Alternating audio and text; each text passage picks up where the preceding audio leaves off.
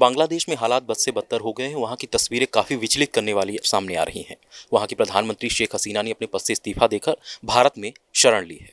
लेकिन अब सवाल उठता है कि वहाँ पर अल्पसंख्यकों के ऊपर जो अत्याचार किया जा रहा है, जिहादियों और कट्टरपंथियों द्वारा जो उन्हें निशाना बनाया जा रहा है, इस मुद्दे में सरकार या फिर बनने वाली सरकार वहाँ क्या कदम उठाएगी, इस बारे में अन्य देश के लोग क्या सोचते हैं। अधिक जानकारी के लिए हमारे साथ हैं विश्व हिंदू परिषद के अंतर्राष्ट्रीय अध्यक्ष आलोक कुमार जी। आलोक कुमार जी, आपका 5 जनवरी में बहुत बहुत स्वागत। जी धन्यवाद।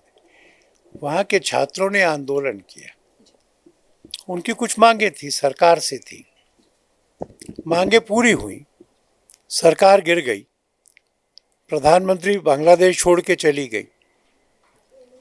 पर कुछ जिहादी ताकतों ने और संभवतः आईएसआई की मदद से इस आंदोलन का रुख अल्पसंख्यक समुदाय की ओर मोड़ने की चेष्टा की है और बांग्लादेश के लगभग हर जिले में निशाना बनाया गया है। हिंदुओं के व्यावसायिक स्थानों पर, घरों पर, मंदिरों पर। ढाका का मंदिर जला दिया गया, काली मां का। इस्कॉन के मंदिर को नुकसान पहुंचाया गया है। 2 चुने हुए पार्षदों की हत्या कर दी गई है। यह स्थिति चिंताजनक है। कभी बांग्लादेश में 32% हिंदू थे, अब 8 बचे।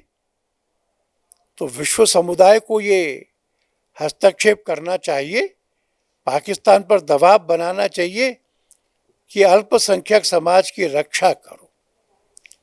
भारत पड़ोसी है, भारत की जिम्मेवारी ज्यादा है। भारत सरकार को हर संभव प्रयत्न करना होगा कि वहां के हिंदू सुरक्षित रहें। और हम वहां की अंतरिम सरकार से भी कहेंगे कि वो कानून व्यवस्था लागू करने के लिए तुरंत कदम उठाए और अल्पसंख्यक समाज, उसकी सुरक्षा और भलाई, इसके लिए प्रभावी कदम उठाए। अभी खबर आ रही है कि जो हालात हुए हैं बांग्लादेश में, उसके पीछे चीन और पाकिस्तान का भी हाथ है।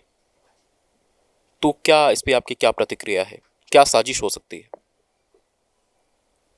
ऐसा सब लोग बता रहे।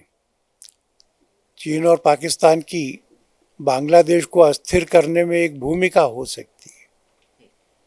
पाकिस्तान के ये प्रयत्न हो सकता है कि इस रोष का मुख हिंदुओं की ओर मोड़ दिया जाए।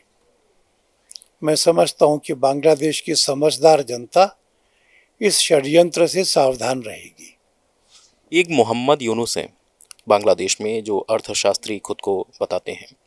वो कन्वर्जन और श्रम कानून के उल्लंघन के मामले में जेल में थे और अभी वो जेल से बाहर आ गए हैं। और ऐसा बताया जा रहा है कि जो हालात हुए हैं इसमें उनका बहुत बड़ा हाथ है। और कुछ खबरें ऐसी भी चल रही कि वो प्रधानमंत्री भी बन सकते हैं। क्या लगता है आपको? वो बन सकते हैं, इसके बारे में मेरे पास जानकारी नहीं। पर जो भी अंतरिम सरकार है और इसके बाद बनेगी, उसको ये तो ध्यान रखना पड़ेगा, 4000 किलोमीटर का लैंड बॉर्डर शेयर करना हमारे विकास के हित, परंपरा, संस्कृति हम सबको जोड़ती है। सरकार बदलने से संबंध नहीं बिगड़ने चाहिए। भारत और बांग्लादेश दोनों के हित में ये है कि ये दोस्ती मजबूत रहे। मैं कामना करूंगा कि जो सरकार वहां बनेगी वो इसका ध्यान रखेगी। एक संगठन है जमात इस्लामी, उसने कहा है कि शेख हसीना के जो भी देश संरक्षण देगा उसके दूतावास का घेराव करेंगे प्रदर्शनकारी। मैं समझता हूं कि मेरे अखबारों में जानकारी ये है कि उन्होंने इंग्लैंड में शरण मांगी है।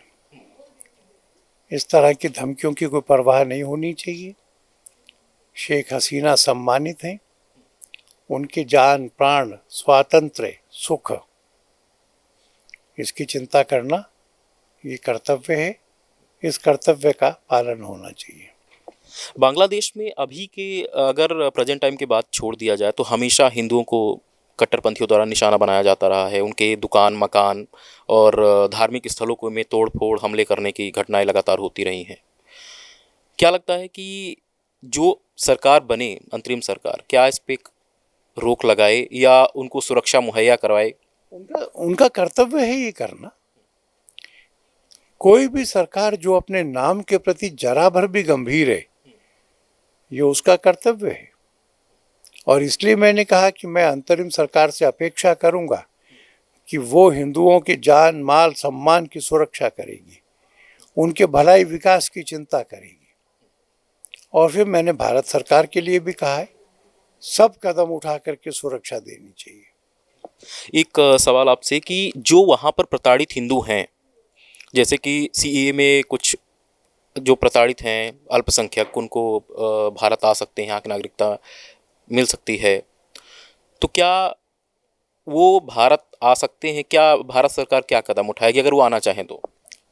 पहला प्रयत्न ये होना चाहिए कि उनको उनकी जड़ों से उखाड़ा न जाए।